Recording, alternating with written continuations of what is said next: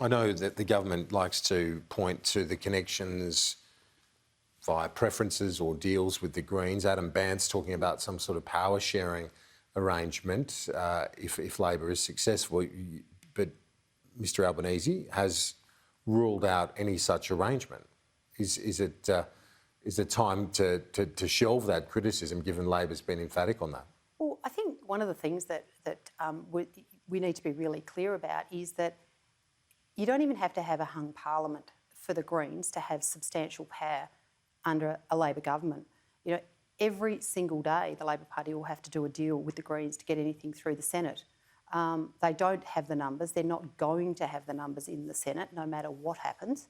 And so, you know, this idea that somehow we can distance ourselves, or the Labor Party can distance themselves from the Greens. But they can work constructively with the other major party too to get things through. Well, you don't always have to rely on the crossbench. Yeah, no, absolutely. You can work with the other major party, and I mean a lot of legislation, you know, goes through on that basis. But when it comes to the fundamental differences, and particularly things where, you know, we've heard the Greens come out with policies that would completely destroy our economy.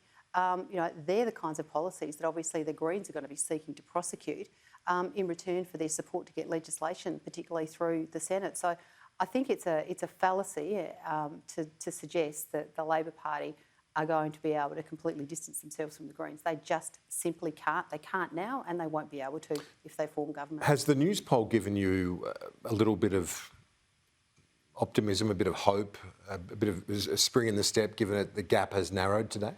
Well, I mean, obviously I wouldn't comment on polls, but, you know, certainly the thing that I'm really keen about is that we know we've started this election campaign. We're out there prosecuting, you know, our good economic record, our plan for the future, our plan around jobs, you know, as I say, letting people keep more of their money in their pocket, making sure that, you know, we've got, you know, productive infrastructure that allows our economy to grow, because these are the sorts of things that afford us the ability to be able to provide those essential services like healthcare, and you know, mental health. I mean, in my portfolio, obviously women's security, and also afford us to be able to keep our borders safe and have a really strong defence force. So I'm out there every day, and I will be for the next 6 weeks, making sure that I tell Australians about the fantastic record of our government and the plan we have for the future. Is it more difficult, given the Prime Minister's personal approval appears to be a drag on the Liberal vote as opposed to 3 years ago?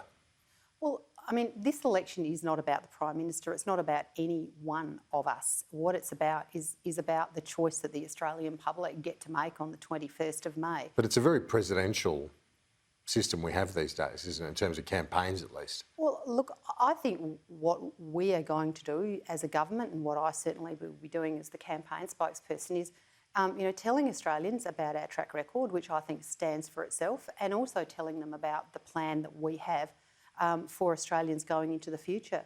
And I think that's what Australians want to hear. They want to hear about what their government is going to do for them. They don't want to hear about personality politics. But there'll be a lot of that, won't there, in terms of advertising on both sides? Well, and already we've seen the Liberal ads trying to target Anthony Albanese. There'll be the same the other way on Mr Morrison's personal record. Yeah, look, I think what we need to do is we do need to focus on the track record. We need to focus on the things that are important to Australians, and that's what I'll be doing for every single waking moment of this campaign. The Coalition campaign spokesperson, Anne Ruston, thanks. My pleasure, thank you. Talk to you soon.